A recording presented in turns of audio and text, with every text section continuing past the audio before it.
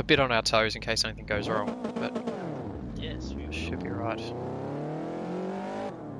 It is not popping up on my YouTube.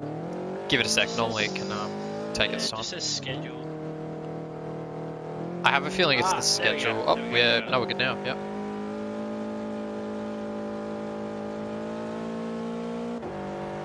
Lovely. Nice, nice. As we head out on track now with the 86 Group 4 once again for the final time. Yes. I am Viper. This is Dynamo. G'day. And yeah, we'll redo this intro again. Straight from the start, hey? Yeah. As you were saying before the live stream got really cut off, yes, this is a keen final round for the State of Origin 86 Championship. As I said in the previous intro, it's going to be a close one between Victoria and Queensland. Both teams that have enjoyed great, consistent success, I should say. As we know from the last round in Tokyo, New South Wales very dominant with yourself, Viper, taking both the wins. But, you know, just not having both drivers up there to be able to score the points necessary. So it's really come down to the team that's had the two most consistent drivers. Yeah, absolutely right. We've definitely had a very large array of drivers who have sort of just visited their way to the top and then been nowhere for the rest of the series. Banana Josh comes to mind, actually. He had a really strong performance at the Nürburgring, and we haven't really seen him feature again in this series, so there's a few question marks over his head and whether he'll be able to perform tonight. Yeah, we got to remember he wasn't present at Tokyo, his spot obviously being taken by Jackie Perez. You know, part of that WA squad having 4 or 5 drivers in their arsenal, you know, wanting to give everyone a go, whereas the likes of Queensland only having, you know, Lunacy and Tex. And I think that shows within the point standings. You know, the teams like Victoria, Queensland, Adelaide, not Adelaide, South Australia, sorry, correct myself, the ones with only 2 drivers really up there in the points, you know, because those drivers consistently able to, you know, score. Actually, no, I just realised Reedy is in the Victoria car for this week. He must have been a late entry into the series for Victoria. Yeah, we haven't seen Reedy in a while, actually. If we go back to him. Yep, in the Victorian car, that big VB logo on the front. Yes, so he must take the place of Bonner tonight, who could possibly be playing basketball or could just be busy with other things. Bodhod, unfortunately, actually out with injury, so wishing Bodhod the best of luck with recovery, and hope he's watching. Yeah, hope you watch it, Bodhod. Get better soon, mate. I was unaware of that, but as we look now, I think Banana Cake Pie for New South Wales is going to be the first driver to cross the line with a time. And can he up his form in this series? He had a kind of iffy round at Nürburgring. Obviously wasn't present for the Tokyo round, making way for yourself, Viper. So can he bring it back in this final round for New South Wales to pick up a few podiums? Now, I do know for a fact that Banana Cake Pie does love this Interlagos circuit, as he goes quick. You know, he was quickest until Banana Josh sets in a very nice time of a 1:37.1 in that WA car. Very quick from Banana Josh. That's a benchmark time, and that lays it down right now that he is someone you probably don't want to mess with for tonight. That's a fantastic time for the West Australian driver. It should be noted that the only time we have seen Banana Josh in this series at Nürburgring, he did take pole position for that Grand Prix, or for that race, I should say.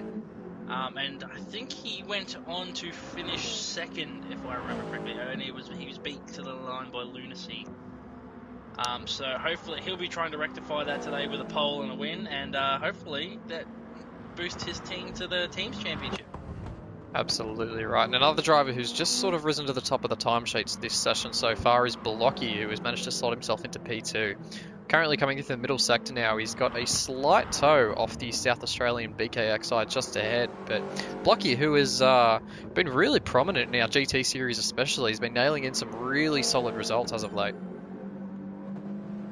Yeah, his form over the last few seasons has just consistently got better and better, and he's had a bit of a shaky start to this series, but he seems to be coming good here, obviously with the help of BKXI in the tow. But yeah, Blocky looking to finish off this season on a high and hopefully come back for if we do a second season of this, hopefully come back stronger and fight for the championship and bring the Kiwis to the top. I'm always a big fan of the underdog, so the Kiwis always seem to be a bit of an underdogs when it comes to sports here in Australia. So hopefully, yeah, the Kiwi team can show us some good form tonight. You know, I'm not totally convinced the Kiwis are going to be happy with you calling them the underdogs, but I'm not inclined to disagree with you. The other Kiwi on the grid tonight, Wagsy, who is becoming more of a regular in the series that we run here at Project One. He got his, what was it, only his second main game Project One GT start on Wednesday night at Spa. Yes. He was in Le Mans, but he unfortunately retired before the race even started. Car issues on that front, technical issues. But yes, was finally able to make his start in Spa for the GT Championship. I believe he was driving the McLaren. I could be wrong. Was the Aston for Wagsy that night, running with FP Autosport. So yes, he probably actually helped them keep the lead from Revo Sport from that race. As we know, FP was running very underhand. I think they had one car missing for one race, and a reserve driver in for another car. So pretty much banking on Wags, who I think he did score very valuable points in the end, which helped FP Autosport maintain that lead in the Constructors' Championship. But he'd be looking tonight to really cement his place on this grid within Project One. He's very fast, because racecraft lacks a little bit sometimes, but overall he's a very, very nice driver to have on the grid, and I'm pleased to call him a driver of mine, of course, racing for Ignition Motorsport in the MTCC Championship. Yeah, too true, and he's been putting in some pretty consistent results there with some top fives as of late. We'll just have a look towards the top again, or actually just after we see how Wags go. He was up to the last sector split, and he comes through, improves by 4/10 nearly, so manages to jump Minardi Berger there into 8th spot. Banana Josh, our current provisional pole sitter, just in the pits now, getting a change of fresh tyres. Smeggy, who has managed to jump up to P2 now with curving really close behind, only 0.08 of a second behind, is the Queensland driver in P3. So it's all tightening up a little bit at the top. Yeah, apart from that big gap through to the Banana Josh, the third, fourth, and fifth, second through fifth seems to be very close, and that's going to be a very tightly contested space, I reckon, for most of these races tonight. Hopefully, Banana Josh, with that, still I think he's on that banker time of 1:37.1, so if he can improve here, I'll be very impressed, and he looks to cement his spot at the top of the grid. Fresh set of tyres, low fuel, seems to be getting slipstream from, I think that was Banana Cake Pie, who I know will not be enjoying any second of that. He might even look to let him through at some stage. But yeah, I'll let you go on, Viper. That's alright. Yeah, BCP has long been a driver who we know has a bit of a bittersweet rivalry with Banana Josh. Of course, Banana Josh actually took the helms of his BCPRD McLaren at Spa, so there was a bit of a bit of angst between team manager and driver over that one. But I think they got some pretty solid points in, and they left Spa without a huge amount of damage on their cars. So we can look at that one as a positive, I think. The double McLaren banana. I never thought I'd hear myself say those words, but here we are. As Banana Cake Pie comes across the line, is he on a flying lap? What does he said? It hasn't popped up. 130. Was that an outlap? It says a 1:37.9 for me. It's popped up. No, definitely been an outlap. Fair enough. Okay, so as we see, BKXI set a new time of a 1:38.5, moves him into 11th, but he's immediately dropped down by, I think that was Timmet, who moved up to 8th on a 1:38.2. Very inconsistent showing here from Timmet. Usually someone we see at the front of the grid goes. Sorry, Donovan. Yep. So BK's just picked himself a 1 second penalty on the final lap now. So Blocky trailing him. This is actually going to be really influential to Blocky's qualifying here. He's got Stonetail Prezzo just 0.08 of a second ahead of him. So he can definitely make this jump into P4 if he can get this lap right. But BKXI has just got to be really mindful not to hold up Blocky here. And it is a very fine line between impeding and giving your mate behind you a good tow. Yes, I think Blocky will be screaming right now, telling BK to just get out of the way. But even though he's got that penalty, BK is still entitled to set the lap because you can still improve as Minardi Burger sets 1:37.5. That moves him up into second spot. Geez, that was a major improvement there from Minardi Burger coming in late. And we've seen Minardi employed this strategy before. He seems to not like to follow people. It seems to just be out of sync with everyone else on track who's looking for toe. As we look now to Blocky Rex, who's going to come out of the final corner, still behind BK, but he's going to get an almighty slipstream. And we know these cars Banana are very... Josh. 1:36.9 by Banana Josh moves him further up the front. We'll see Blocky now come across the line. He's getting closer. He's going to be pushing that South Australia car across the line. He's going to move. Doesn't improve. I think he got held up too much in that middle sector. And to only Tim be out moves to fourth. just more than a tenth behind as well. He'll be gutted with that. As I think I just saw Smeggy going purple through the second sector, sliding the car through Jung Sao, I think that corner's called. Junkao. He's going to come up to the line. Does he have a slip? He's a bit far behind for a slipstream, but can he take that pole position off Banana Josh? This will be a stunning debut for the Smegan State of Origin if he can take this pole position. Curving, P2, 37.2. And Smeg, yes, very nice just behind lap him. there, Blake. So Curving putting in the work for Queenslanders. Lunacy actually lacks down an 8th, so our championship leaders have one car at the front and one car in the mid-pack, so Lunacy will be hoping to come through, and I think Tex will be looking to take the fight through to Banana Josh and help Queensland try and cement this championship in the first race. Yeah, very true, and we've still got Lunacy, who I believe is our final driver on a hot lap now. But I don't think the lobby settings are correct, so Lunacy not going to be able to complete his lap. Oh, no, he's on a layout lap, my mistake. So Lunacy just looking to get a little more practice in on the mediums, and he will roll into the race for race 1 at Brazil in P8. There we have it. That is confirmation of our starting grid for race 1. This is a 24-lap race, Dynamite, with six compulsory laps on each tyre. What do we have to say about that? It's going to be an interesting one. I know tyre wear around this track can be very high, especially for these GR4 cars, but I'd be interested to see the strategy. I reckon the guys starting on the mediums and pulling them far will be the ones to watch for at the end. But as we get here to the start, are we going to get lights? We're going to get a countdown. And they're away. And Curving Texas has got off the line very poorly. Banana Josh with the amazing start. Smeggy straight up in the second place. And Tim Ant looking to Minardi Burger looking for third, but Tex punts him out of the way. I wouldn't punt, a little rubbing, I should say. But Banana Josh holds the lead through turns 1, 2, and 3. Smeggy up to second, and Minardi Burger and Curving Texas battling it out for third place. Yeah, it's been a great start from Banana Josh. Already out to 7.5 tenths over Smeggy, who's got a angry pack of cars behind him in Curving, Minardi Burger, and Blocky, all in a close pack. Yeah, Blocky making a good start there. I think he started 7th, so he's now up to 5th. Tim Ant, I think, just dropped one spot from 6th. I wish we had a drop counter like F1. That would be a lot more helpful. But is that Minardi Burger looking for a move into the fast right-hander? Ooh, I think he put the nose there to distract Curving a bit, but will we see any dive bombs as Blocky goes down the inside of Banardi Burger here? He's going to be looking, and he's got the move done. Minardi Burger gives him the space, and Tim Ant's going to now try around the outside.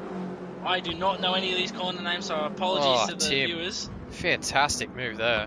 That was a spectacular move. You don't see many moves around there in the Formula 1 series, but here in the Toyota 86 series, they come thick and fast.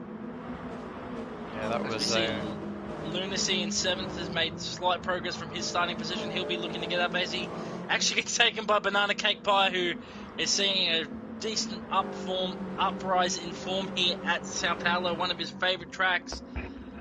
And we got Katie behind in 9th for the world team. They'll be looking to score some good points as well. Not a great season for them, but they'll be looking to finish on a high. And the Stone Tower, Prezzo, in 10th for Western Australia. This could be really hurting their championship with him down so far compared to his teammate and the 2 Queensland cars. Yeah, so too BK, who's had a bit of a tough start to this race. He's one of the few drivers actually starting on the soft compound of tyres, so he should have a massive pace advantage over most of the other guys in front of him, which is a good time to remember. And just touch on the fact too that there is massive strategy implications of what tyre you start on. So Banana Josh has obviously already skipped away to a 1.5 second lead over Smeggy on the soft tyre as Banana Josh, but importantly, Smeg curving.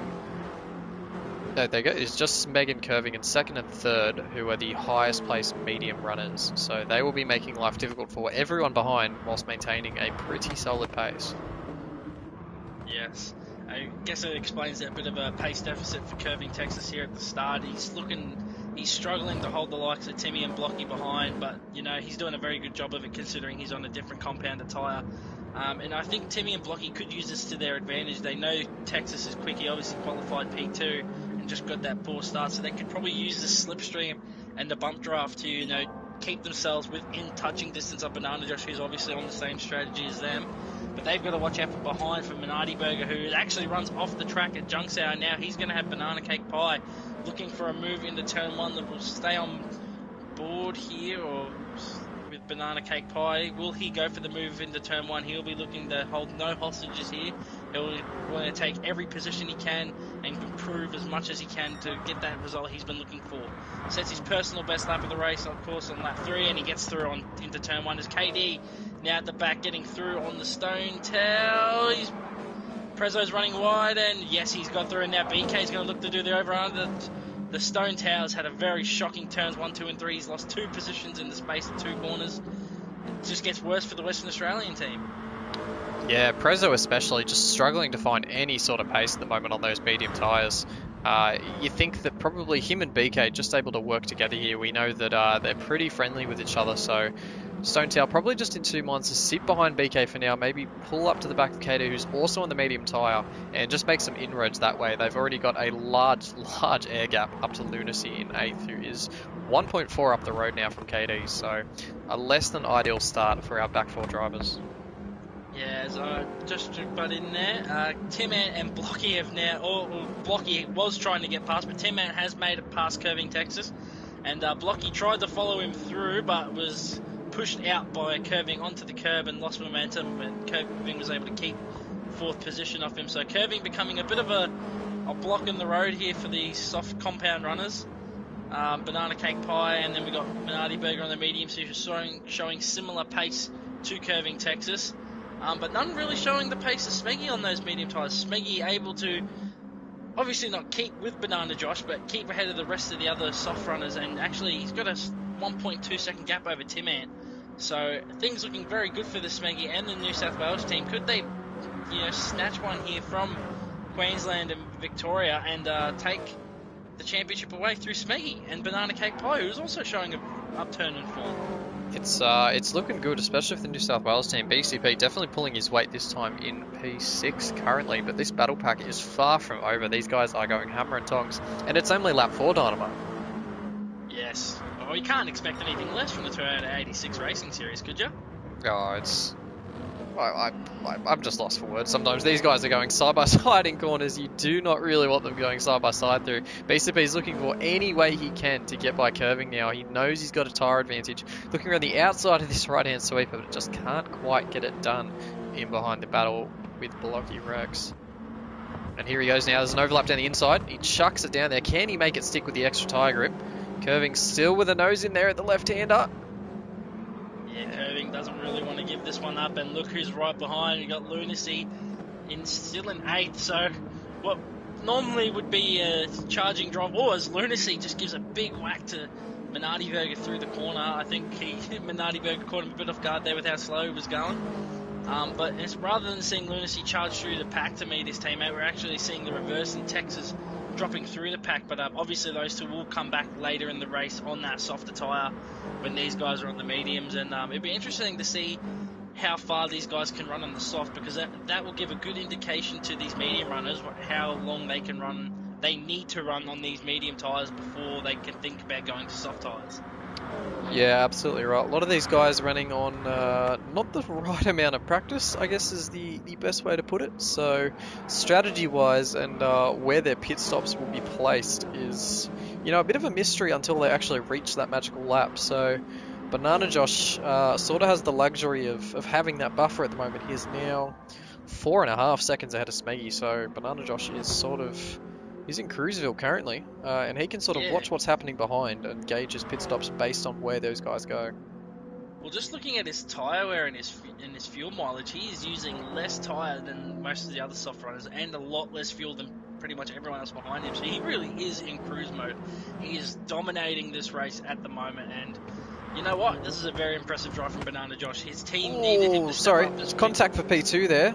Sorry to cut you off there. We had Tim Man who's finally mounting a challenge on Smeggy. He's overturned that 2 second gap, and Smeggy did not want to let him go, so it was a large amount of contact. Smeggy's going to chuck one back at As him. Oh, it's I not done think for that's here. call and response. I don't think Smeggy was very happy with that move that Tim pulled on him, and he was like, I'm getting back past you whether you like it or not.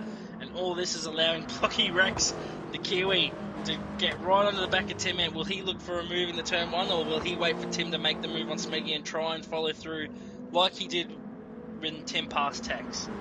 I'd say the latter, Dynamite. I think Blocky's probably just going to sit behind here, short shift a little bit, save a bit of fuel, and watch this battle happen because Tim does have the pace on Smeggy. Smeggy's probably got the brains in terms of where to pass and how to throw that move back. He was definitely not happy with Tim Ant's actions through the middle sector. We'll see how it goes into turn one. Tim Ant ran the outside, doesn't quite have the track position, but Smeggy's run it a little bit deep, which may give Tim an opportunity down toward the end of the first sector. I tell you what, if there's one driver you do not want to be stuck behind, it's Smeggy, because he might not always have the pace over you, but he knows exactly where to place that car to make sure you will not get past. And then even if you do manage to get past, there's always a good chance he's going to retaliate and try that retaliation move, as you Oh, would Tim's call it. wide. And that's going to allow Blocky to come through, and Blocky's going to use the slipstream of Smeggy, and I think Smeggy will help him here. He knows that Tim's more of a danger than Blocky is. And this has allowed the banana cake pie to Curving Texas. Minardi Burger's not. Well, that was a throw. There, That was Blocky trying to send it down the inside of Smeggy. Smeggy definitely didn't see him coming for that one. That was a late move. He's got the inside now for here. And Blocky is well wide once again. As we see Banana Cake Pie, he's looking at this with gleeful eyes. He's gonna go for the move. He's gonna try and make it a New South Wales 2-3, but he can't quite do it. And I think that might cost him the place to Tim Ant. Yes, it has. Banana Cake Pie should have been a bit more patient there. We could have had two New South Wales cars in the podium positions. I can't remember a time where we've had that in this series so far. No, it's been unseen. You're very right with that one. And this is all, the important thing here, this is completely ignoring that massive tyre advantage that the soft runners had. We've got soft and medium runners all pulling up to the back here. Minardi Burger, who is another one of our medium runners back in 7th place for the South Australian team, has not been able to, hasn't lost that ground that we thought he would. As Smeg goes very deep into turn one. He's made a mistake. He's outbraked himself, and he's gonna be very close with his teammate there. And Texas is now right behind him. So these two are the lead medium runners. And this will dictate pretty much who's going to have the fresh soft tyres when they come out of the pit stops. As Banana Cake Pie is going to get the slipstream of his teammate, and that may help him keep the position over Curving Texas. I think it has. Oh, there's another bump. I think he's given Smeggy a bump, and now Texas looking. The battling's too hard to keep up with. 1 minute they're following each other, next minute they're overtaking each other. It's just insane. I don't think we've had racing like this in any other series. One thing we also haven't had a clean panel in the first 7 laps of this Interlagos sprint. BCP now trying to capitalise on curving, make that P5 stick, and he does now. Coming into the middle of sector 2. So these two cars ahead, Tim and Blocky, you'd think they probably have the pace just to skip away from Smeggy here, but Smeggy probably feels a little bit hard done by with how he was displaced from the top 3 positions. So don't count Smeggy out. He may retaliate and just try and poke that Toyota 86's nose where it doesn't belong. Yeah, well, we're getting to that stage now where the soft tyres are really going to start to flow off. As we see Tim Ant run wide, he's obviously struggling with the brakes in that Toyota and on those soft tyres. But one thing to note, all this battling between 2nd through 8th has actually allowed Banana Josh to pull out a 9-second gap over everyone else. So pretty much barring any mistakes, I think Banana Josh has pretty much got this one in the bag. I can't see him, losing out on strategy. Oh, curving. Pretty much Curving Texas is Smeggy. Banana Cake Pie's up to 3rd place. How? But 1 minute Banana Cake Pie's in 5th, the next he's in 3rd, so he's made a double overtake going up that main straight. Past his teammate and past Tim Ant, and now Texas is going to look for the move on Smeggy. And I think Tim Ant will be looking to retaliate here against Banana Cake Pie. Is he going to look for the move? No. But Tex is going to go up the inside of Smeggy and push Smeggy wide. Gets it done. Of course, these three. So it's Minardi Burger's actually closed up to these guys now. So all of this scrabbling's really helped him. The three medium runners all back together, and the soft drivers have managed to clear them now. Yes. So we got the three medium runners pretty much together on track, and ahead of them are three soft runners. And you can see the visible tyre wear difference between those three. Actually, Tim Ant's actually taking pretty good care of his soft tyres, to be honest. Compared to the likes of Blocky and Banana really wearing through those tyres. So I think this up form and pace is showing a bit in his tyre wear. As Lunacy looked for the move on Minardi Burger back for 7th. Can't get the move done, stays in 8th place. So Lunacy really struggling this week around Interlagos. Usually we'd see him up. I think he's one of the only drivers to have finished on the podium 4 times, I think it was. So he's really struggling this round. Probably banking a bit, probably not too much practice and banking a bit as we see the first of the pitters in comes Smeggy. So a medium runner comes into the pits first. That is very surprising. Yeah, that's a very early pit stop for Smeggy. Doing only, that's 8 entire laps on the medium tyres. So he's going to be planning on doing, 16 laps now on the soft tyre. So Smeggy is going to be demanding a lot out of his Yokohama slicks, and I'm not quite sure he's going to be up to any battling towards the end of his stint. Yes, that is a very early pit stop. We know Smeggy, he likes to play with the strategy bit. We see him do it in the GT series with his undercuts, but I think he's probably taken it a bit too early and underestimated the tyre wear for these Toyota 86 cars. But who knows, we may even be looking at a 2-stop for Smeggy. Highly unlikely, you'd lose a lot of time, but you never know. Smeggy is the kind of character that would try that sort of unusual strategy. We go back to the battle for the podium positions, and Tim Ant again on the back of Banana Cake Pie. Timmy just seems to pass people and then make a mistake and get repassed. Sort of 1 step forward, 2 steps back for Timmy in this race. It's almost what he's doing, yeah. He can afford to be, with the way this pack's bunched itself up, he doesn't have to be as aggressive or as clinical about his moves. I mean, the pack's not really going anywhere. As we see with BCP stepping himself wide at the final corner once again. But these guys have stayed relatively tight packed. I mean, Banana Josh still led to a 9-second lead ahead of Blocky. Blocky a further 2 seconds ahead of BCP. But these guys, they're not going anywhere. They're going to be still battling, I think, in 3, 4, 5, 6 laps time. So Tim can sort of just stick himself into it and see what moves he can make as he's looking around the outside now of BCP at the first corner. BCP covers him off well, and curving sneaks down the inside of Tim there. So really opportune move from the Queensland driver. Yes, very good by Blocky in 2nd place. He's, sort of got to the front of that pack and started to pull away. Didn't make any mistakes. Didn't try to battle too hard. Just sort of bided his time. Got to the front and is now starting to pull away. He's pulled in the gap to Banana Josh a little bit, but I think Banana Josh is honestly just conserving his tyres and fuel and to make that last medium stint as comfortable as possible. But yeah, very good driving there from Blocky, and as we look back at this battle for 3rd, and I think Tex will be eyeing up a move on Banana here soon. If Timmy doesn't try the move first, he was looking for it into the right-hander, but I think Texie will be trying to get past Banana Cake Pie soon. Those medium tyres not as worn as Banana Cake Pie's softs, and he's got to worry about the undercut for Smeggy and, try and build that gap a bit to, make sure that Smeggy doesn't come out too far behind Smeggy, and is able to catch him down pretty quick on his fresh softs and, battle for that 2nd place. Is Banana. We see Banana taking a really wide line through Jung Sao there, and it seems to give him a bit of a run on the straight, but seems to lose him a lot of time through the corner as well. doesn't seem to be working an absolute treat for Banana as he's now got a train following him up towards the control line. And this is to start lap 11 now. And Curving now looking towards the inside. Banana goes defensive, so Curving forced the inside line. Tim's trying to have a sniff around the outside now. 3 wide coming into the first corner, and they're somehow all going to filter out the way they went in. So these guys are still going at it. They don't really care how much time they're losing to Blocky.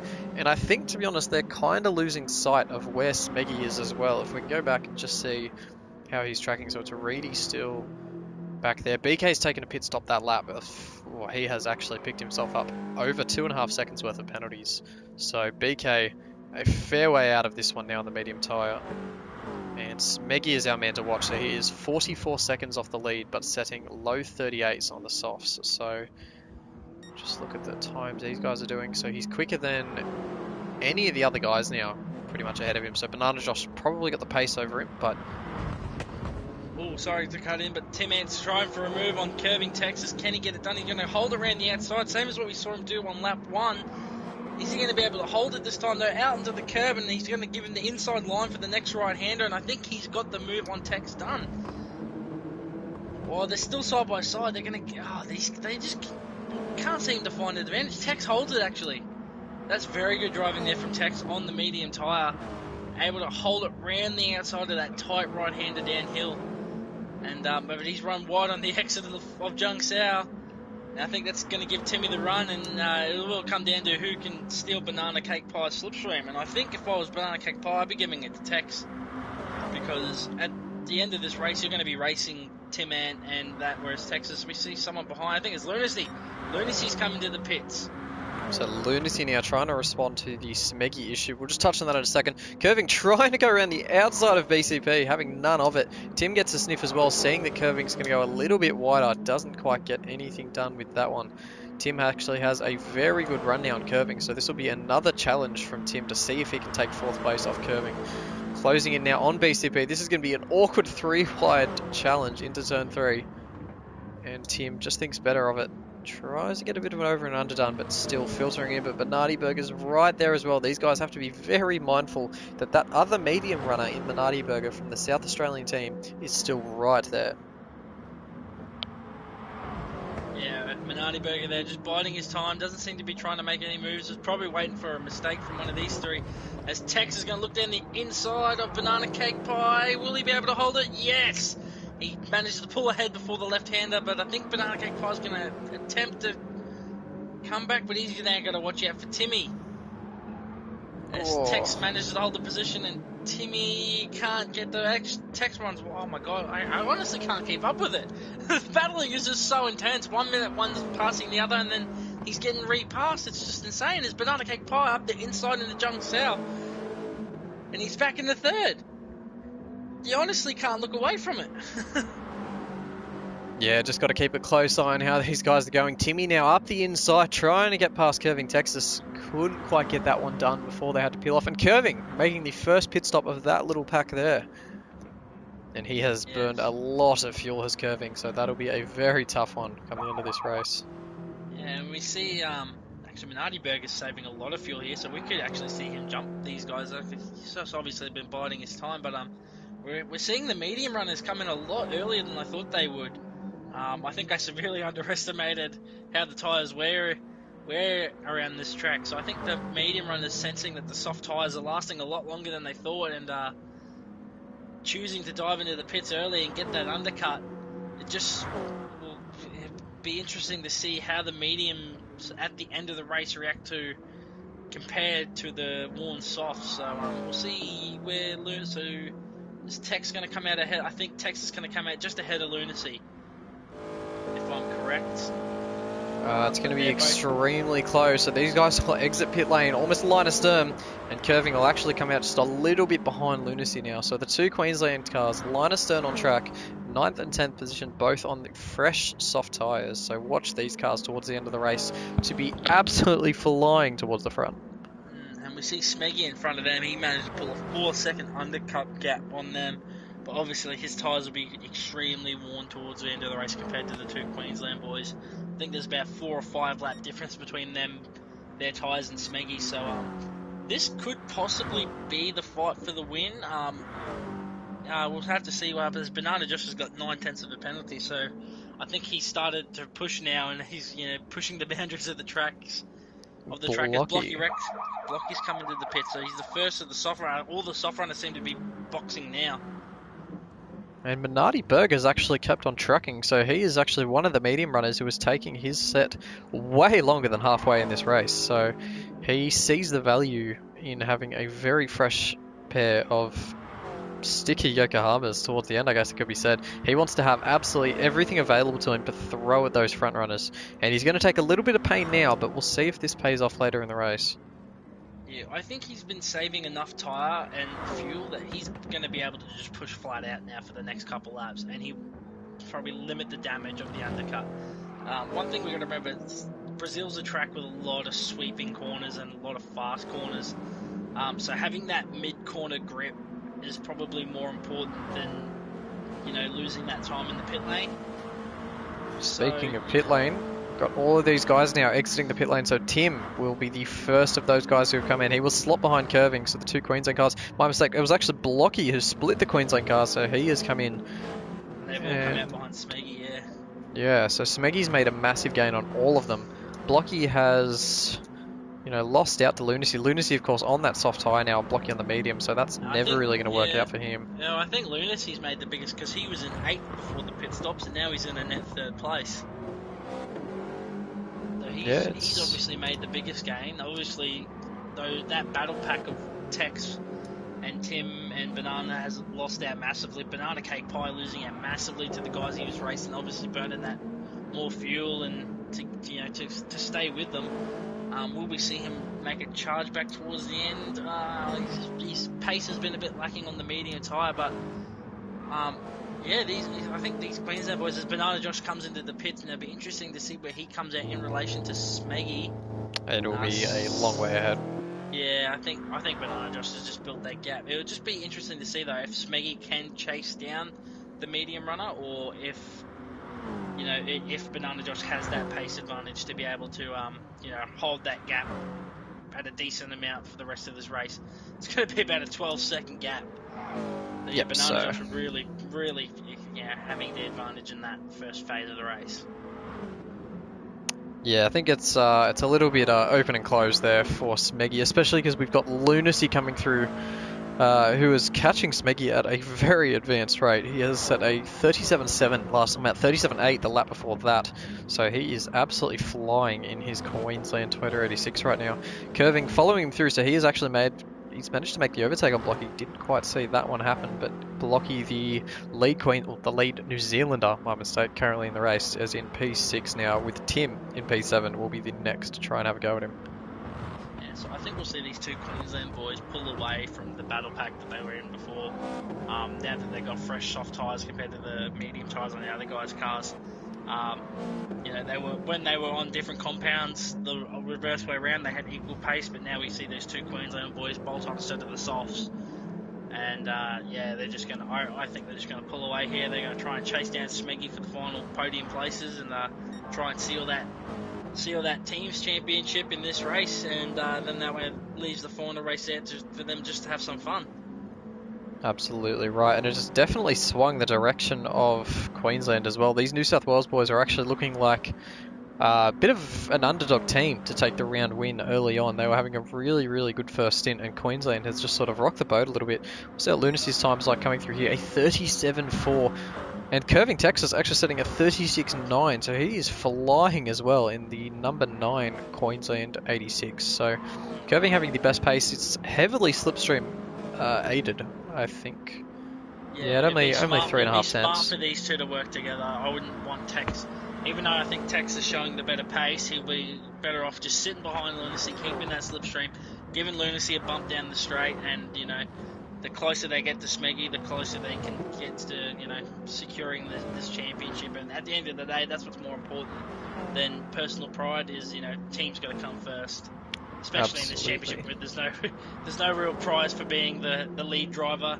There's no, as probably been stated before, no drivers' championship in State of Origin. It's all just teams' championship. So you race for the team. So I don't think these two will want to risk battling and taking each other out for a bit of personal glory. Yeah, absolutely right. There's no gain at all in Tex moving up into fourth place. It is the same points no matter what. As And we see Minardi Minardi Burger Burger, now, last of our he's the pit last stops. of the last of the pit stops. He's probably going to come in eighth. He's probably going to get undercut by these guys, but he will have significantly fresher soft tyres than the guys ahead of him, and especially a lot of the guys ahead of him are on the mediums. So, actually, Banana Cake Pie has dropped a lot of time on this lap, so Minardi Burger might be able to come out. Who's in the pits? That's coming out of the pits now. Yes. Reedy. I thought that was. I was gonna say that's a really quick stop from OP, but it's just Reedy who's unfortunately gone a lap down. Not a great debut for the Victorian driver. Yeah, they were second going into this round, but I think with missing Bodhod, and it's nothing against Reedy, but yeah, just having that stability of having Bodhod, a 3-time enduro champ in the team, is going to cost them second place in the teams championship here. Very true. This is going to rock the boat here. So Minardi Burger has come out of the pits in 7th place. That is a lot closer than I would have thought. He has underfueled it just slightly, so there'll be a bit of fuel saving to go. But it is quicker to short shift this Toyota 86 anyways. He actually cops another half-second penalty. So Minardi Burger racking them up now, just past the halfway mark in this race. He has, let's just have a look at the gaps here. So he's got 8.5 tenths up to Tim Hunt ahead, who is within striking distance of Blocky. These two have really started cracking onto it as we were foreshadowing that battle before. A further 3.7 up to Curving, who is of course working with his teammate Lunacy to catch Smeg, who is only 1.1 ahead of the pack of Queenslanders now. Yeah, I was just about to bring it up. The gap is going to be under a second at the end of this lap, because with that slipstream and the bump drafting of the two Queensland cars, they're going to be rapid down the straight compared to Smeggy. And then they're just gaining everywhere. Smeggy on the worn tyres is just not going to have a fun time. And if I was Smeggy, as much as I'd want to battle, sometimes you just got to settle for the better position. As actually, look, Tex here is going to take the place off Lunacy here. I think that might have been a bit tactical there. Definitely an orchestrated move. Yep. Yeah, Lunacy looks like he just let Tex pass. And Ooh, it was a bit of dicing here. Back for 6th place. So Minardi Burger actually had that spot from Tim there. Got it retaken off him. And we'll actually go back and see if we can have a look at that now. And he's popped a 1-second penalty for it. Nope, the replay function has decided it doesn't want to work. Oh, now it works. That's lovely. And we've caught the absolute end of that with nothing to show us. These guys now going side by side, so Blocky vulnerable to Tim out now. Minardi Burger trying to make a spot out of it as we've had a random spectator joining now. Minardi might have the inside line here, just thinks better of it. I think he's going to get Timmy. He's going to hold up inside Timmy, but will he try that aggressive dive on Blocky? I think he's going for it, and he's going to... There's contact, yep. Yeah, there's contact. I think Blocky's going to hold his own, and you know what? Blocky has every right to do that. That was a very late move, but Minardi's going to... You could see the power differences. He's going to try for the outside now. Will he be able to get round the outside of Blocky? Blocky's not going to give him any space whatsoever, and you know what? He doesn't deserve it.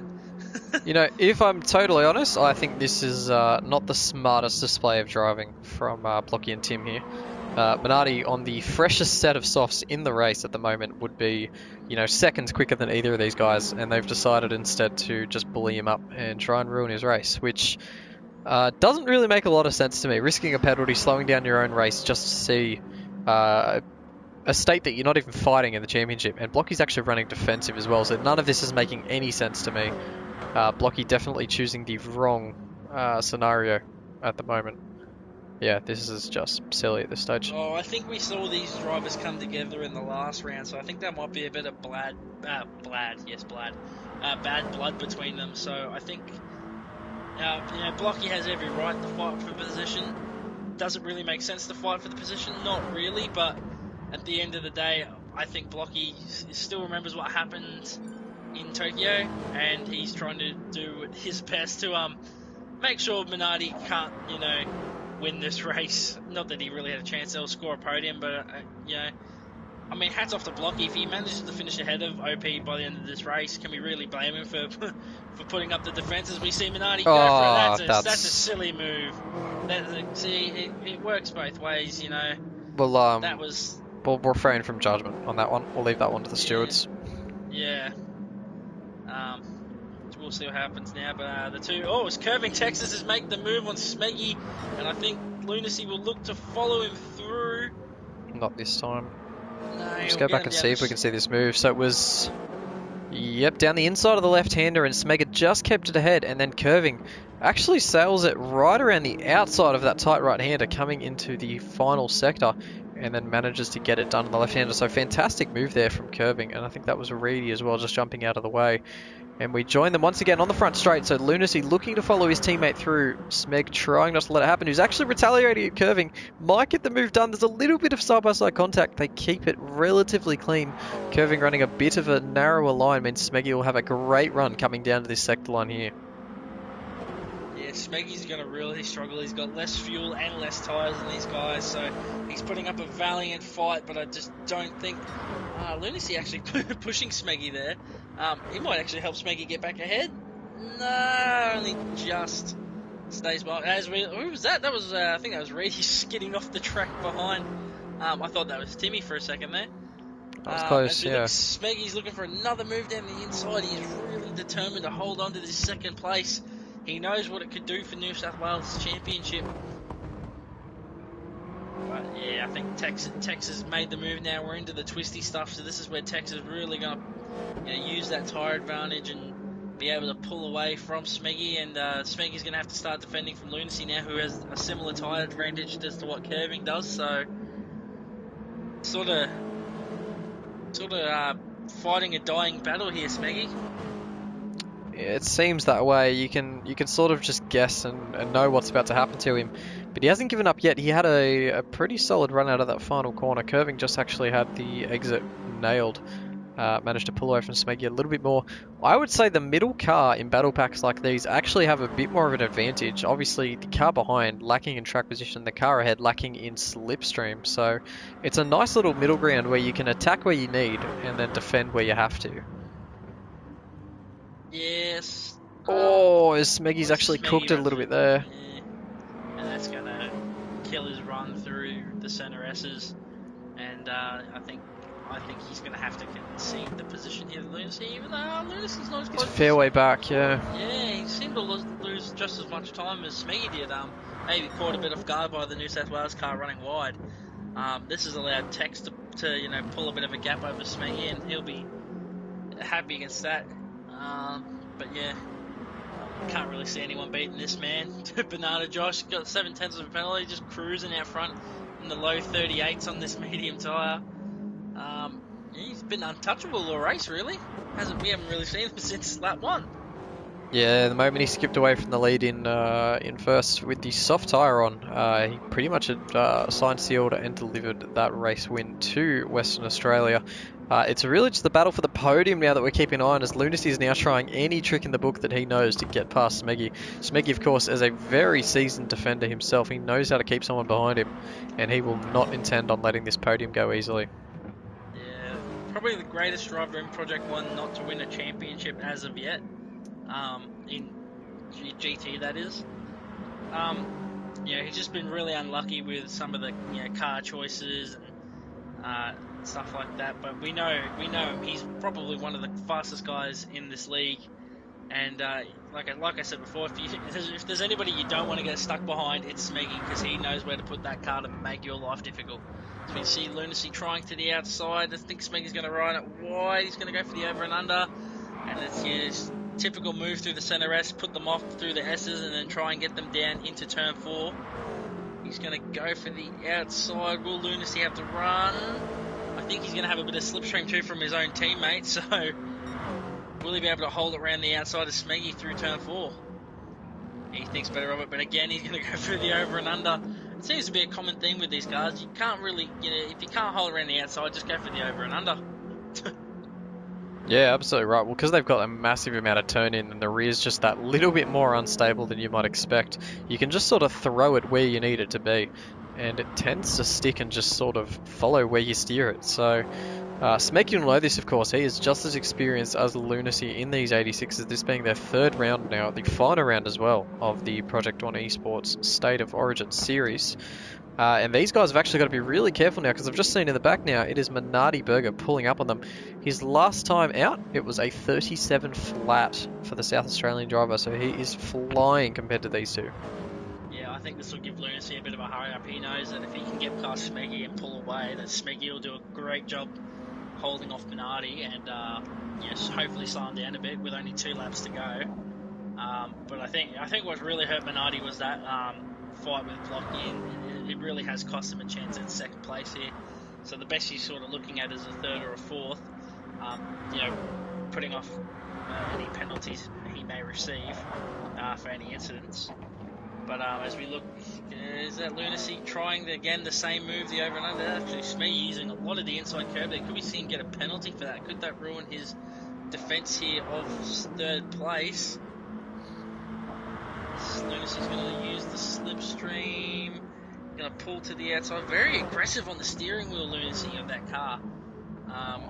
Very, very odd to see Lunacy drive in such an aggressive manner. Usually a very smooth and sophisticated driver. He's got it here.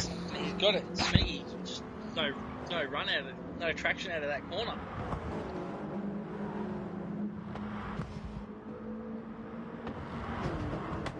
Yeah, so it'll be Minardi Burger now next to knock on the door of Smeggy, who is still trying to get that third place back. So he's clearly got enough tyre grip. If he can just stay with Lunacy long enough here, he will have a great run coming onto the front straight. Smeggy fancies himself now, though. He is really trying to poke that nose where he needs to, but he knows that Minardi Burger behind him as well will be all over him like a rash in no time. In fact, Lunacy, it's just popped up in my face pretty much with the fuel light on. Smeggy even less fuel than that, and Minardi Burger just about to start the final lap now with even less fuel. So these guys are running on the smell of an oily rag at the moment to get to the line. Banana Josh has commenced our final lap. Not quite yet, my apologies. Banana Josh is only a second and a half ahead of Curving. Yes, but does Banana Josh made a mistake? I'm just trying to get a replay. I don't have anything, but Banana Josh has made a massive mistake somewhere. He has dropped a massive chunk of his lead, and Curving is coming at him. So Curving 1.5 down now, and he fancies his chance at a shot for the lead. Yes, this race has turned dramatically on the final lap. Maybe there was a mechanical issue or something that's dropped Banana Josh so far back, but he had a 13-second lead. Yes, you can see there. Lap 22, so Banana Josh dropped 10 seconds out of nowhere. We didn't see it happen. He must have just sort of fallen off the radar somewhere. But everything has gone really, really wrong for our race leader from Western Australia. Sorry, really quick, I'm going to butt it. Smeggy's really holding his own against Minardi here. Minardi's on like 10 lap pressure tyres, but he cannot find a way past Smeggy, and I do not think Smeggy will tolerate any of them aggressive moves. Actually, as I say that, he bumps Minardi wide, and I think Minardi's going to return the favour, and I think that's it. I think unless Smeggy can, pull off a miracle here, he's going to have to concede 5th place. It's still a very good drive for Smeggy on debut. I think Banana just has done just enough here to hold on to that lead. It's going to be 1.2 seconds coming across the line, but Tex could smell a whiff of of the win there. And actually, we got to look at the line here, because I got a feeling that Minardi Burger may just pip Lunacy on the line. We'll have a look at that after. So it's Banana Josh who will win the race now. Fantastic drive for him.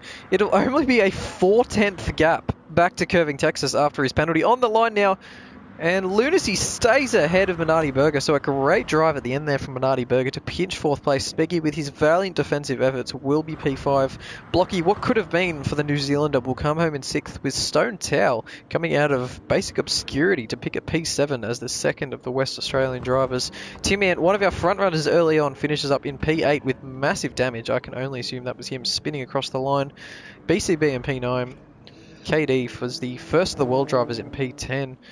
Wagsy will come across as the second New Zealand car in P11, and BK has had a bit of a night to forget. He will be in P12, the only car left to finish the race. Reedy has already finished the race, the second of the Victorian cars, in 13th, and it has been... BK will take a bit of solace, as that's going to be a front row start for him in the next race, and if we go by last week, when he starts at the front, he can stay at the front, so... I don't think he'll mind that at all, will he? Yeah. No. But I think pending any stewards investigations, I think this is a big congratulations to Team Queensland, who I think with that result have pretty much secured the State of Origin Team Championship.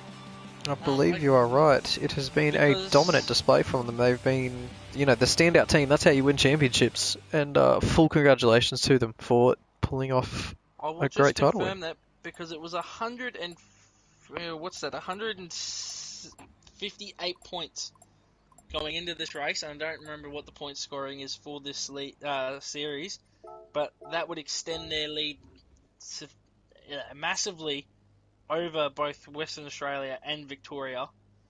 So yes, congratulations to Queensland, and winning the State of Origin Championship with one round to go, with one race to go, I should say. I will be back in 5 minutes. I'm just going to test my blood sugar. Not a problem. Well, that settles it. That is Team Queensland who have taken the W. So fantastic stuff from them. Banana Josh, despite the individual victory, I'm sure he'll be happy with that, despite or nearly throwing it away. That was less than half a second between Mr. Banana Josh and our second place driver Curving. So very close, very very close. As we now change focus now to our second race, a reverse grid, which is an 18 lap race. I believe it's only 4 lap minimum on the tyres, so these guys will have to have a look at how it affects their strategy.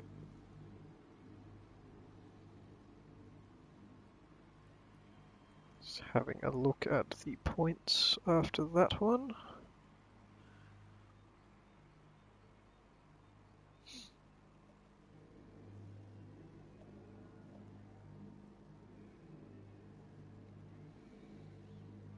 You tried to do the 6th gear challenge. What do you mean, Josh? Did you run the entire, like, third last lap or something in 6th gear?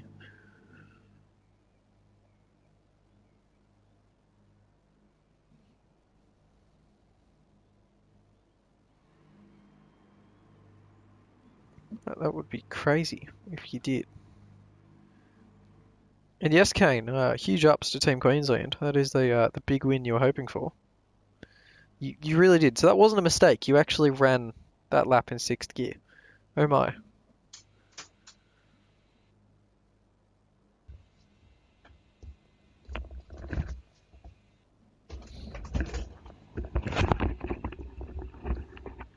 I'm back. Bit of interesting information here, Dynamite. Banana Josh actually didn't make a mistake on the second to last lap. It was actually him running the entire lap in 6th gear only. Oh, chucking a bit of an Ayrton Senna, huh? Yeah. Well, it shows how bored he was in that race. Wow, okay, that's a bit of I'm not sure the other drivers will be impressed with that. Sounds like a bit of a show-off move, to be honest. Oh, I think we've seen a fair amount of showboating from other drivers in the past, so I'm not sure they'll care that much. At the end of the day, West Australia isn't going to go home with this W, so.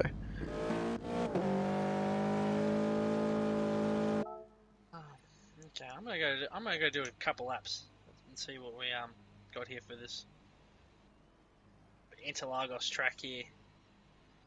Not sure we have the time. I think they're about to go straight into it. I'll just have a look. Oh, are they not having the 5 minute break? I don't see any typing from BK, so we might be okay for now. It's alright. He usually sends a message, so when he tells me that I enter, I'll just straight up and enter. I just like to do a few laps in the middle. Yeah. Show the people what the track looks like, and I've got my proper Project 1 Toyota 86. This is the homologation car, of course.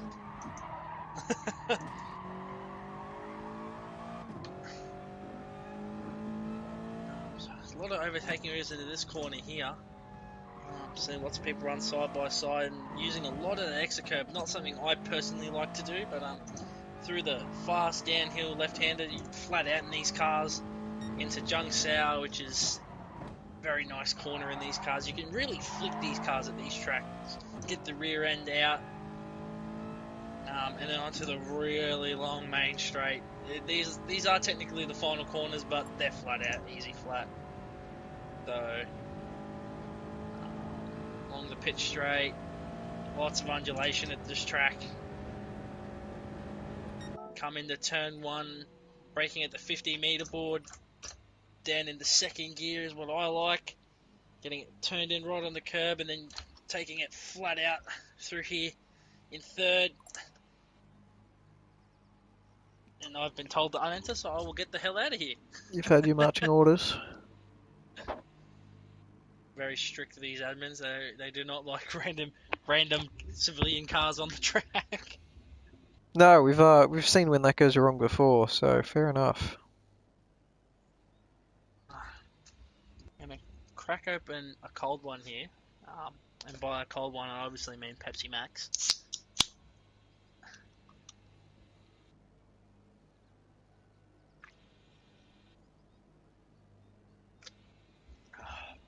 As we wait for this second race to start, and with the championship sealed up,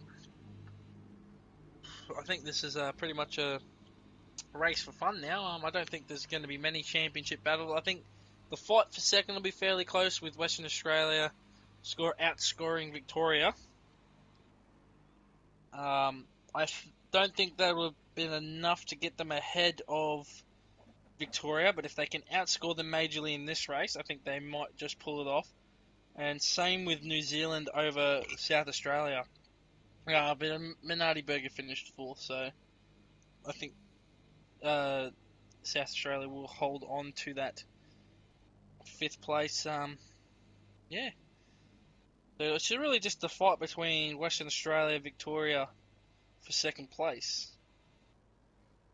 Going to be a pretty straightforward scrap between them. I tend to think whichever team finishes higher in this one will manage to seal second place.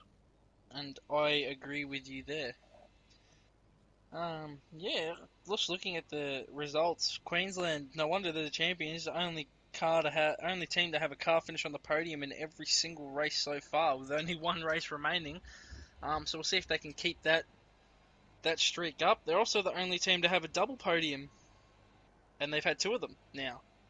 So yes, no, the consistency from Queensland they're really showing, and there's no surprise they're champions. Yeah, very impressive stuff there from the Queensland team. Going into this final race now, of course, the 18 lapper around into Lagos. Who do we expect to come out on top of this one now that we've got the reverse grid?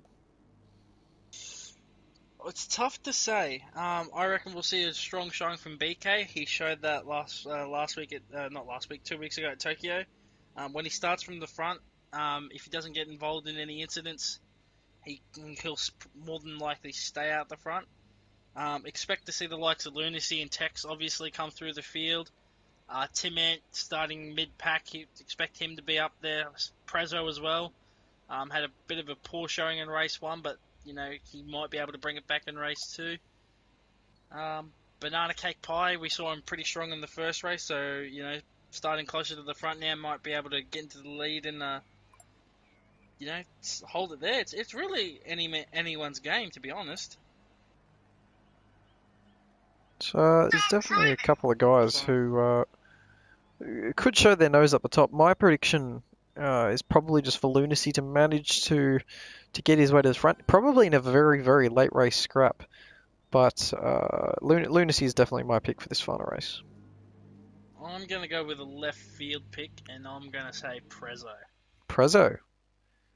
I reckon Prezzo is going to throw us a bit of a surprise here and get to the front and lead from the front. Here we go on the grid now. It'll take us through the start here, Dynamite. I will. We got Reedy on pole, BK in second, Wags in third. So, obviously reverse grid from the first race as we wait for the countdown. Coming 3, 2, 1, and away they go. And it's a good start from the front row, second row, and third row. Seems the fourth row is Prezzo. My pick is obviously it's off the line. I think BK is going to go for the lead here. BCP. There's been a bit. BCP has hit KD, has hit Reedy. That was very aggressive from the New South Welshman there, but I think this has allowed BK to to build a bit of a lead here over KD as the world team driver makes his way up into second place, and Banana Cake Pie in third with that really aggressive start. Wags in fourth, Prezzo up to fifth, Timit in sixth ahead of Blocky, Smeggy, Reedy dropping from pole down to 11th. He's had a very, very poor start. As Banana Josh gets tagged by Lunacy and gets sent straight into Reedy. Do either of them have damage? Doesn't look like anyone in the field's got any damage at the moment. But as we look at KD's going to go for the move on. We're going to see a world team driver lead a race for the first time this season, I think. That was a very aggressive move from KD. Could we see him and the world team take a shock win here in the final race? It'd be very surprising for them. They haven't really even been turning up to the races, let alone showing pace in them. But yeah, very shocking there from KD. Yeah, very true. And KD as well, electing actually to start on the soft tyre, so he'll have a rocket start out the front with the American driver. BK in second, who has, interestingly enough, chosen to go with the mediums. BCP as well on the medium tyre, followed by Wagsy on the soft. Prezzo and Blocky currently side by side, both on the mediums. So only Wags and KD on the soft tyre in that top 5 pack. So those two will be the ones expected to make a bit of a gap, and KD may have just pulled a bit of a masterstroke until the end of his strategy. Yeah, could we? I mean, we saw Banana Josh obviously lead from the front on the soft tyre. Obviously, KD's carrying the wall there. The Huge contact. That was Minardi Burger, who's had a massive incident there at turn 1. Hard into the driver's right wall. That may have actually been a lag incident. He's rolling backwards in 4th gear. He's clearly been punted up the rear. He's got a lot of rearwards damage. We'll just have a look at that on replay. I think he's very lucky to get away with that engine damage. He's actually left. I think. Has he left? Maybe. So he had Curving Yeah. Texas up his rear. Curving was going for the inside move. Oh, and oh, that's a huge hit. I can't actually tell if that was contact from Lunacy or Curving onto Minardi Burger, or if that was a massive lose under brakes. Either way, that's a huge hit into the driver's right wall, and Minardi has vacated the room. So clearly unhappy with himself, or just the proceedings in general, and I'm sure we'll hear all about that one later on. So we have a look now. Blocky's made his way up to 4th place ahead of his teammate J.M. Wags, who's putting the squeeze on Prezzo in the Western Australia car, and there's going to get a bit of a tank slapper on, and Smeggy right behind, who's made a good start from the 3rd last row of the grid. He's actually going purple at the moment, obviously on lap 2. Followed by Timmy, who's had a very poor start. It's Smeggy. Sorry, he's just bowled a wide in the background there. Continue. Yeah, no, you're right. And Curving Texas actually making his way through Timmy. I think Timmy got bit off foot by Smeggy, and has allowed Texas to sneak his way through as Prezzo now gets passed by Smeggy, and they're both going to be vulnerable to the Queenslander coming through here, who's going to look for the move on the Western Australian, and Tim's going to look for this is not going to end well. I'm scared to watch. I think Timmy thought better of it, but Texas is going to try and hold it around the outside of the Western Australian. You know, is it a bit early to say that these guys have sort of just thrown driving standards out the window? I think a little bit. I think they sort of realised last race, you know, I don't know if penalties will follow them into Season 2, if there is a Season 2, but yeah, it kind of looks like it. It's not too bad, it's just the driving's really aggressive now, so Super look out aggressive. the front, and BK and KD looking to they've pulled a bit of a gap over Banana. I wonder if Banana's just made a mistake.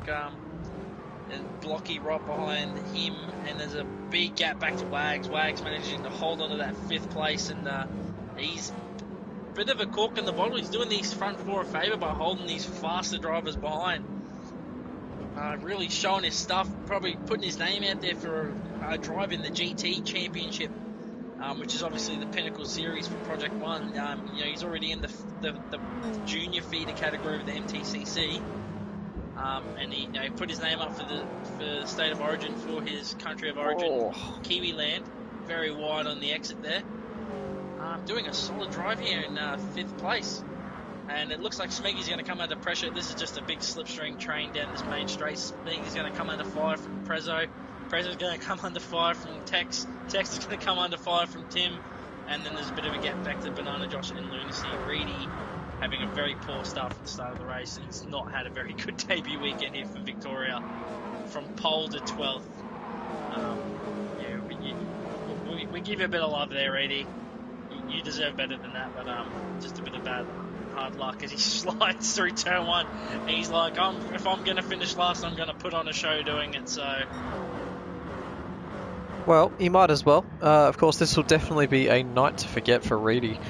Victoria came in with a decent shot of finishing in P2 or P3 in the team's championship.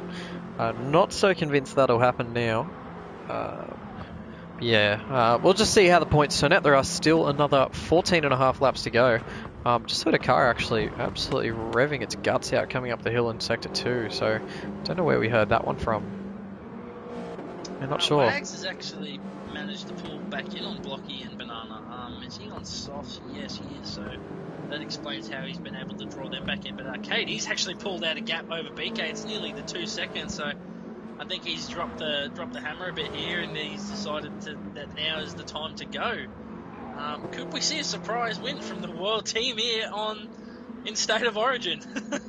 Very possible. I'd say my bet still lies with BK or BCP. These two have shown a lot of pace on the medium tyre so far. BK, of course, rocking that 9/10 penalty currently. So he hasn't had the cleanest of runs. We'll just have a look at how their pace is. BK that lap with a... Blocky's making the move on Banana. He was very aggressive, darting out of the slipstream, and he's going to try around the outside of turn 1 on Banana Cake Pie. It's going to give him the inside for turn 2. Will Banana give him the space? Well, it puts a bit of a squeeze on, but he's going to force Banana to the track, and Banana's going to keep the position. This is actually going to allow Wags to come through from 5th. He's going to go up the inside of his teammates. Oh, 3 wide. Have a look at this. Heading down to turn 4, the Team New Zealand cars. Oh, I can imagine Team Kiwi Man is, the team of Kiwi, the Kiwi boss. I don't know what his name is. Let's just go with Takia Watigi or whatever he's the New Zealand director bloke. Let's not be racist. Let's just not do that. Fair enough, yes. Okay, stop being racist, Ryan. Yep. Yeah. As we look behind, there's just no... Wags got the superior grip through that corner and heading up the inside of Banana Cake Pie and following Blocky up the 3rd. Could we see Team Kiwi? It just seems like we're going to get it. I'd be very surprised if one of the other teams could get a win here.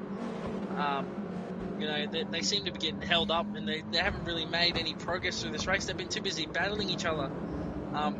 Smeg's not been able to get up past 6th place, so could we see a first-time winner for a team here in State of Origin? Oh, very possible. Huge contact in the background there. The 2 Western Australian cars have come together at the final corner. That was absolute chaos, all caused by...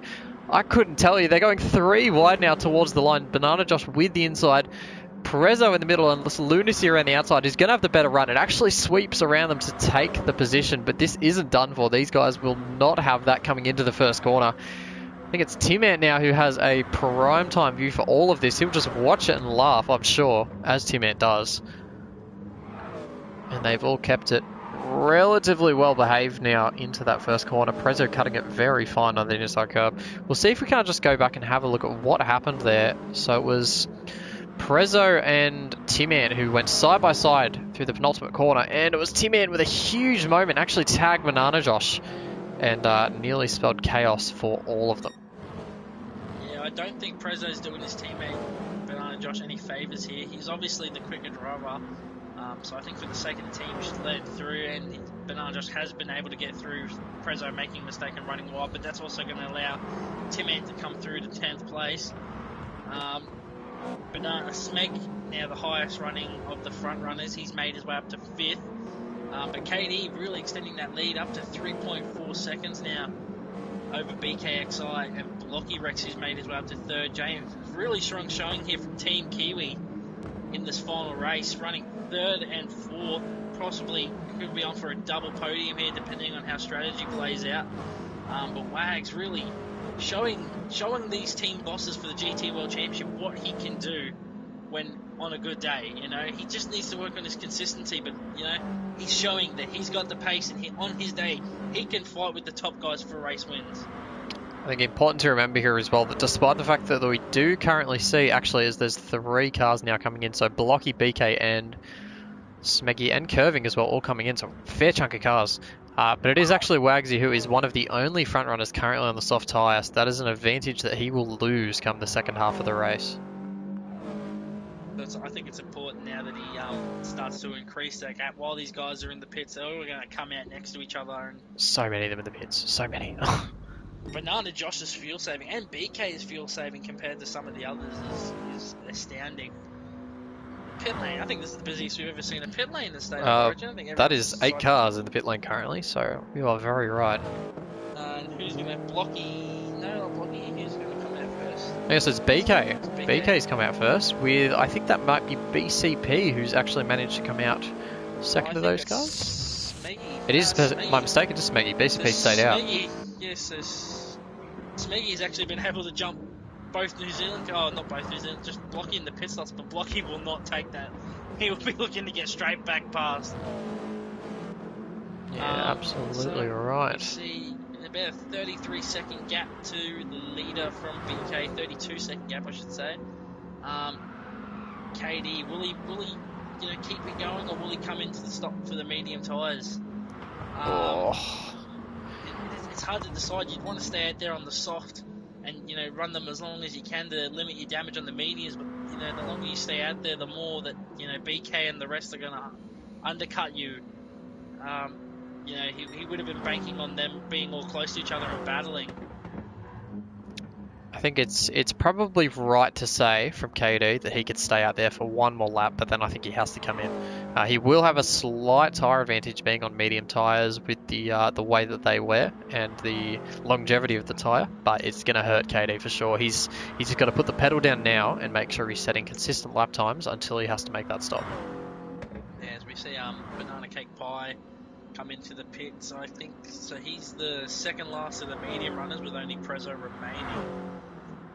It'll be interesting to see where he comes out. This could be close here between him and BK. I think because the pit lane slows you right in the middle, don't it? Yeah, it'll be close up to Smeggy or maybe Banana Josh. I think there's Smeggy going around the outside, Blocky, curving. I think you're going to be spot on. It's going to be Banana Josh behind. He's going to come out just ahead of Banana Josh. Now he's going to have fresher tyres than these guys by a lap. As Banana Josh is going to go for the dive, but he thinks better of it. Ooh, that could have seen that ending in tears for both of them, and that would have been a shitstorm in the chat afterwards, that's for sure. Yeah, no doubt, as that's actually left Banana Josh open to a bit of an assault from Lunacy and maybe Timid behind as well. So all these guys now running on the soft tyre, so they will have a huge pace advantage. Lunacy now down the inside at this right-hander, and he'll cut a lot of the curve to get it done. Banana Josh still there, has the inside for this left-hander, but if Lunacy can just stick around there, he'll have the right side line for the third last corner. Again, we see drivers being able to go side by side through pretty much the entirety of the middle sector. Yeah, very squirmy on the exit there as he applies the power to try and minimise time lost to Lunacy. As we might see Timmy, no. You think he's going to line up the move for the main straight, but Banana Josh is going to get a major slipstream. As Tex has managed to get his way past Blocky, and they're going to be looking for a way past Smeggy, who in turn is trying to catch BK. So BK really in the prime position for this race at the moment. I tell you what though, if these guys start battling and losing time to KD, you never know what could happen. Well, that's what BK right across the curb there. I'll be very surprised if that's not a penalty. It was a bit wild there. I will be surprised actually if KD doesn't lose the lead. He's losing a lot of time currently to these guys back in the pack. KD running a low 39 currently, so he's losing nearly 2 seconds a lap to all of these guys. I think if he's not in this lap, it needs to be ASAP, and if it's not in this lap, I think he will lose the lead to BK for sure.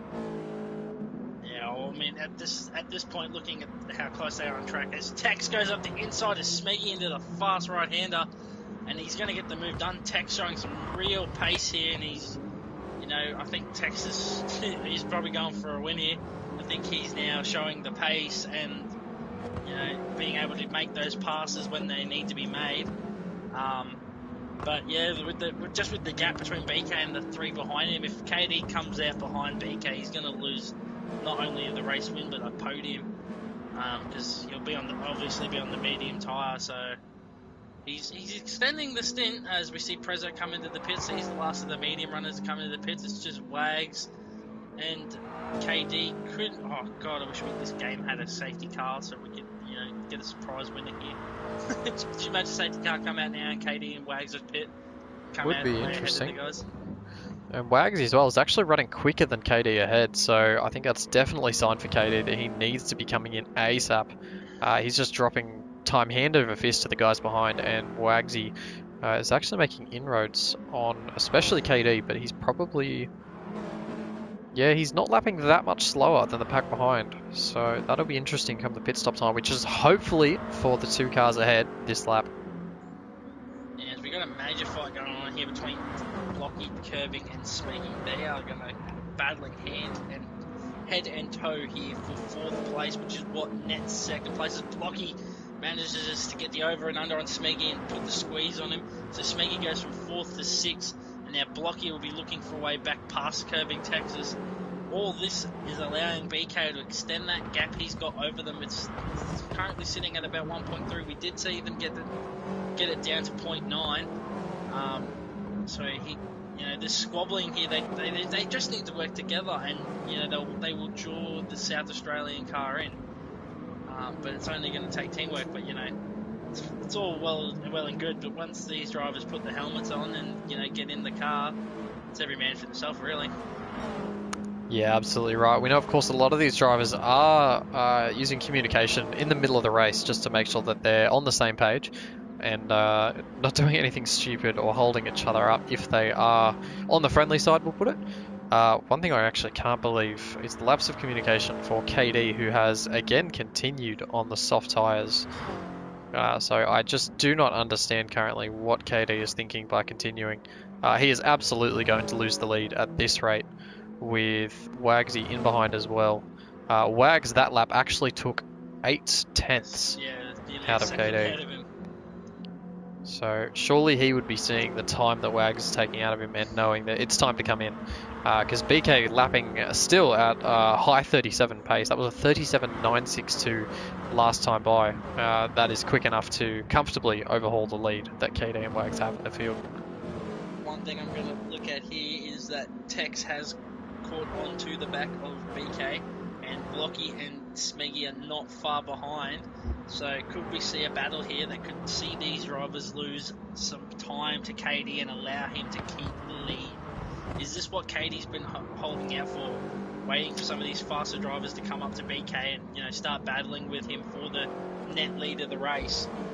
I think the gap's too slow. Like it was, KD would have been hoping they would have caught him sooner, because the gap's gone too low now. Look, he's staying out, Dynamite. So. He's staying out as KD, and so is Wags. Really pushing. Could we see these guys wait till the very last lap to pit? No, because they need to do a tyre minimum. They need to do it now. They need to pit this lap. Actually, now that I look at it, I think time minimum is 4. It may be 4, I believe, this second race. I think in the briefing it was a 4-lap time minimum.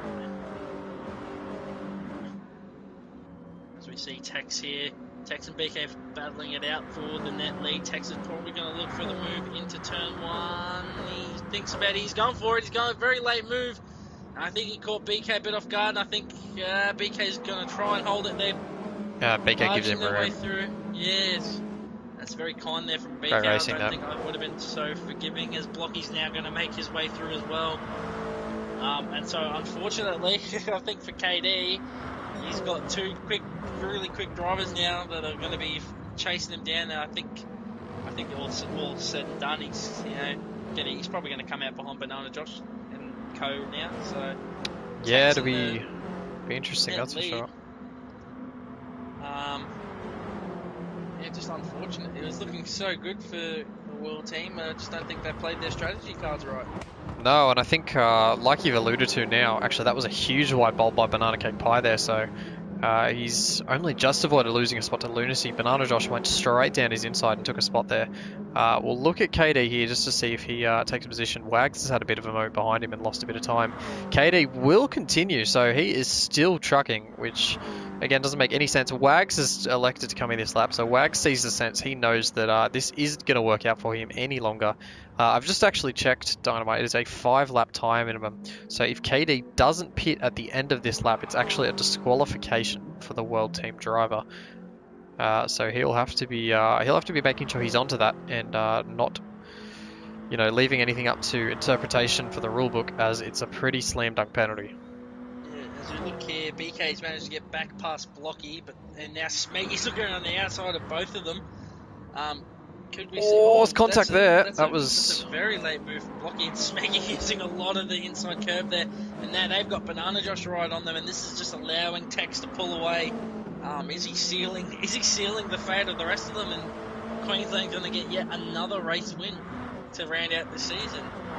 Very possible. If we just actually... Oh, they're going side by side to the left-hander as well. That is chaotic. We can just have a look at where Wagsy has come out and sort of judge where KD will come out as well. So KD's going to end up somewhere between Tim Ant and Prezzo is my guess. So a little bit back from this leading pack. KD now heading into the final sector. Hopefully he knows that he has to pit this lap.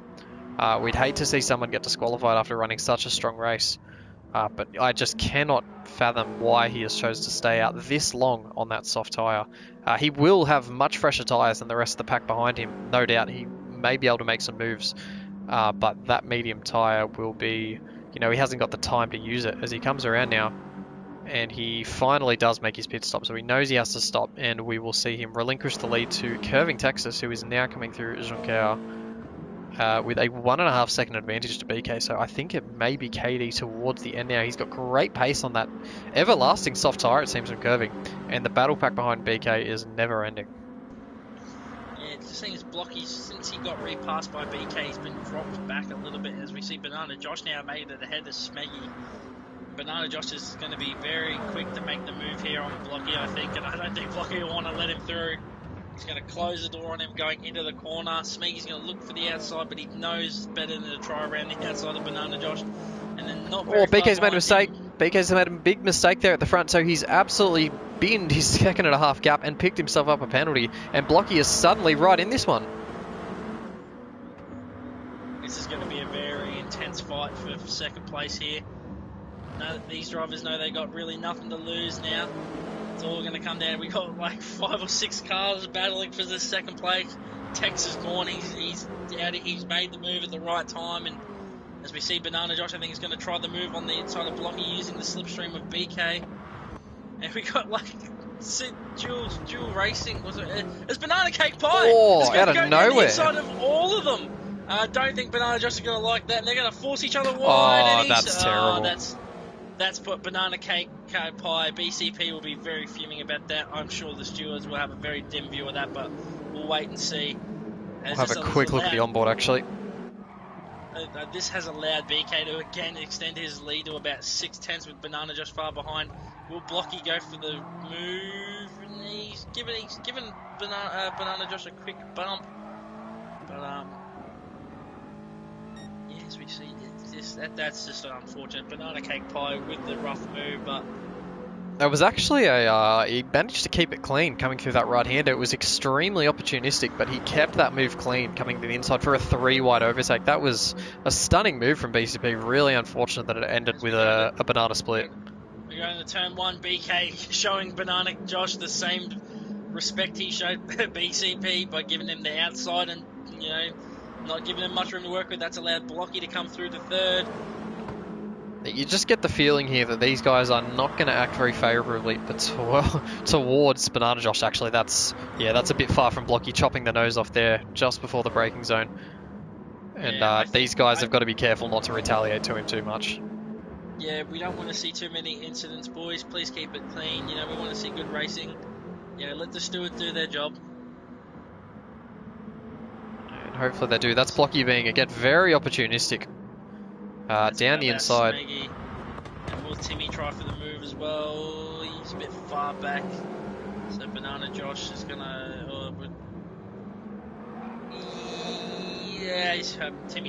Timmy pulled out of it. I thought he was still around the outside as we look at Smeggy up the inside of Blocky now.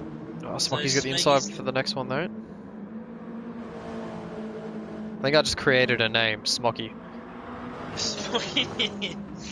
It's the fictional love relationship between Smeggy and Blocky. I don't want to think about it. We go on to the final couple laps here. Curving Texas has managed to pull out a 5-second gap now over these guys. He's pulling away. And I think BK realises that, you know, all he's going to do is hold that inside line in the turn one. We see the drivers looking, they want that inside line, but they can't get it. This Blocky's going to go to the outside. I think Smeggy's going to the outside. I think BK's Oh, there's definitely some contact in there. And Blocky ghosts, BK ghosts, and Banana Josh suddenly back in this one around the outside of Blocky. Up into P3 in the podium position. Out of all this, BK still managing to hold on to second place. That's very well driven from the South Australian. As I think Banana Josh has realised he might be in a bit over his head in like a multiple car fight. As Blocky ghosts through Banana Josh. Oh, okay, that's a bit weird. Yeah, this ghosting's less than ideal for sure. There is 1, 2, 3, 4, 5, 6 cars in this battle for second, and Cade, look who's behind them. Cade in 9, watching them in front. He's still in the 39s, but that's getting messy in there. Tires, I think Prezzo's back in this as well. Yeah, he's well and truly in the thick of it. He's in P5 now. Yes, we got. Is it 6 or 7? I can't actually. Second through 1, 8, 2, so 3, 4, 5, 6, 7. 7 cars with KD as the 8th, who's coming back on fresh tyres, like you said. Yeah, it's just does he have the pace on those medium tyres? If you look, Smeggy's dropped all the way back down to 8th. I wonder if he's been in an altercation with someone that's dropped, because he was up there in like 3rd or 4th, and now he's back in 8th. You know, Dynamite, if I'm honest, I think every one of these boys has been in an altercation over the last couple of laps. Yeah, you're not wrong there, as we see Banana Josh once again trying the outside. Will his teammate try and push him and help Western Australia to a 2nd and 3rd? I think BK's going to try and hold the inside. Oh, how's this around the outside? There's a bit of contact, and he can't keep the nose in there, but he's side by side with his teammate. He's actually forced his teammate off there, so that's not exactly the outcome he was looking for. Yeah, BK's actually driving really well here to keep those guys behind. Whoa. Wow, that was a bit of hard contact from Blocky there. Yeah, that was a bit sketchy from Blocky. We see Prezzo now looking to the outside of BK. BK just placing his car on the inside. Actually, he's run wide. He's run wide here, and I think both the Western Australia cars are going. Oh, I think Banana Josh gave him a bit of contact there as well. He's gone from 2nd through to 5th. This is like MotoGP, but in cars. You know? Oh, that's crazy. And Blocky going for a bit of a gung-ho move. That's... I think he's forced Banana Josh off the track, and I think Banana Josh is not going to play it very well, and that's going to allow BK back through into 3rd. But Banana Josh is going to have the inside. Just got to have a look at this. There's a lot of bad blood brewing, especially between Banana Josh and Blocky here at the moment, as they're 3 wide here, coming through the 2nd to last corner. And these guys, there is no love lost as they're about to start the final lap. That was Blocky trying to go weed hunting, and we'll actually just have a look at a quick replay there. I wanted to see the onboard from Blocky coming through here, as maybe just a little bit of... wasn't quite sure where he was placing the car. We'll see. That one might slide across the desk of the stewards, as these guys have just separated ever so slightly now, but Banana Josh is cleared out. No, it's not. Prezzo's cleared out. Prezzo's cleared out, yeah. Prezzo, look at these guys. They're almost 5 wide coming into here. They just can't figure out who wants to be on the final step of the podium. The final lap now. It's all over and done with for Curving Texas. Well, look at him now. He is 6.7 clear. Prezzo 1.1 clear. Those will be our top 2. And currently it's Banana Josh in P3 for a double podium for Western Australia. Which could save them in the title teams championship for 2nd place. That would be quite some story. They're nearly 3 wide in behind. Ooh, I think the Western Australian boys have played this very well. Pending any stewards investigations, I think Western Australia have come in here strong, and they're going to secure 2nd place for Victoria, who's only got the 1 scoring car at the moment of Timmy. With Reedy having his unfortunate issues down at the back. BK from his stoic defence from 2nd has now dropped to 6 behind Lunacy.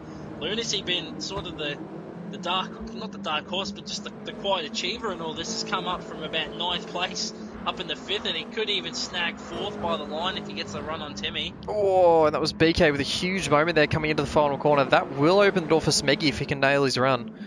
And Smeggy is closing in on him now, so that'll be a real close run. We'll look now to Curving Texas. Takes the win. Across the line to win the final race of the season.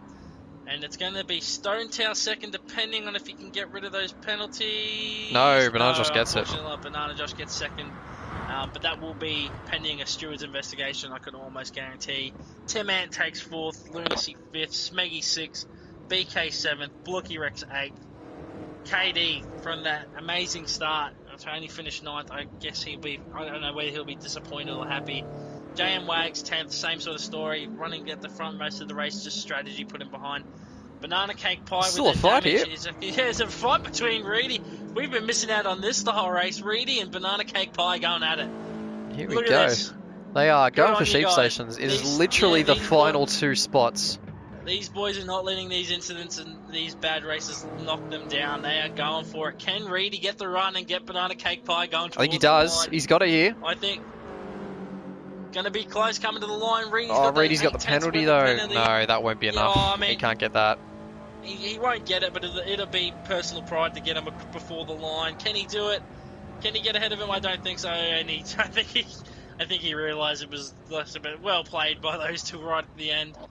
And there you have it. That's been State of Origin. That's it. It's hard to believe that it's gone so quickly. Curving Texas. Queensland started off how they finished, with a win. There you go. And of course, another Queensland massive finished how they congratulations. started off.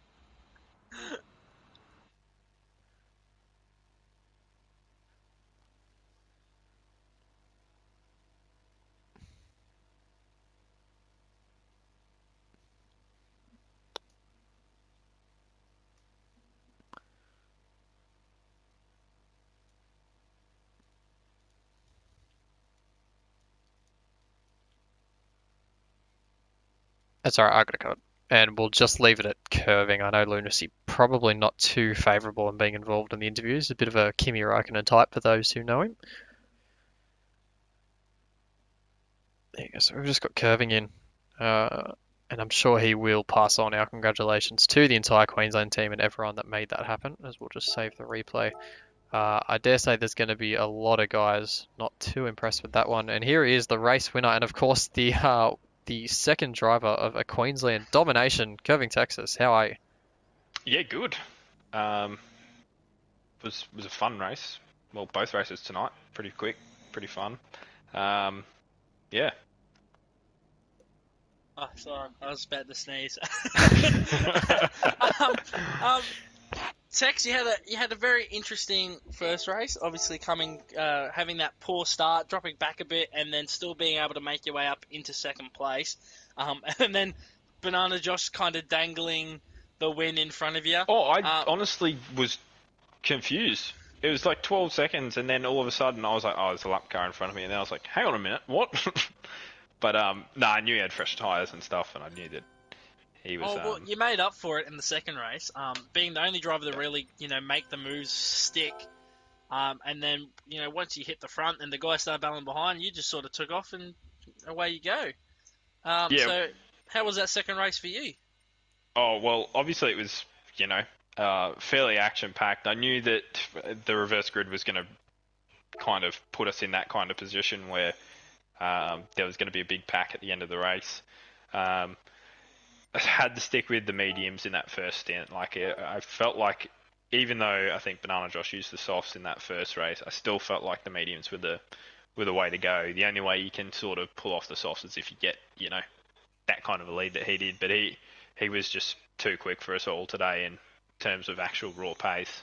But yeah, first race was a weird start. My car just bogged down. No clue why, but, is what it is. And then obviously the soft runners and stuff sort of started to get around me and that was fine. I kind of knew that as long as I was with them and then jumping on the softs at the end with a bit of tow with Lunacy, we dropped most of them. And then, fought my way back through into second there. Race 2, there was some pretty hard battling from obviously, even when I was there was some, really nice overtakes and stuff. But looked like there was pretty hard battling the whole time. There was a bit of a moment, I don't know if you guys captured it all, between me and OP, but yes, it was complete lag bump. I don't know what it looks like on the thing, but I went back to the right, and then all of a sudden I just saw his car just take off. Um, but yeah, so obviously that's happened in that one. Kind of out of our control, I reckon, in that. Yeah, Um, I'm pretty sure from what we saw on the replays, it did look like OP's car took an impact after you had already moved away. yeah, well, that was it. Obviously, I ducked to the right to try and just. Obviously, I don't want to run up his ass there. Um, Yeah, so obviously, if that's something that if OP does have an issue with it, he can bring it up with the stewards, and then yeah, that way the stewards will be able to see both points of view. But definitely from our end, it did look like a bit of a lag bump. But nonetheless, congratulations on the win, and congratulations to you and the whole Queensland team on your championship. I'm not sure if you're aware, you actually secured it in the first race. yeah, So I in kind of brought that up. Yeah, so obviously that second race was just fun, but as I was saying, you finished off the season how you started it. Do you reckon if there is a season two, I am not sure if it's been confirmed or not. Do you reckon you can carry this form through to season two? I think so. I think on pairings on the grid, I think Lunacy and myself are both fairly consistent drivers. Um, and like that's the main thing with these kind of races, especially. You just got to try and stay out of as much trouble as possible. Lunacy was exceptional the whole series. I think that second race tonight might have been his worst result, apart from I don't know where he ended up in the second race of the season, but when he got taken out of the last chicane. But yeah, he drove magnificent the whole season. And then yeah, just tried to do my bit. Really wasn't going to try and fight unless I knew I had pace to get past, which in that first race I did, just so I could try and pull away. But yeah, no, exceptional from the team and exceptional from Lunacy there as well to get us home. There we go. I High think five. we've covered all bases there.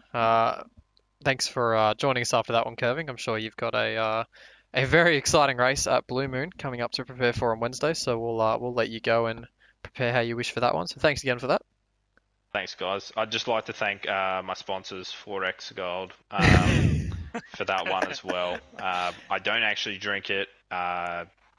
Beer's not my thing, but they put a lot of money into these cars, and to get the boys home. And we'll lift these trophies, and we'll be back next year for two in a row. Two in a row. Looking forward to it. Cheers, Tex. Appreciate it. Catches.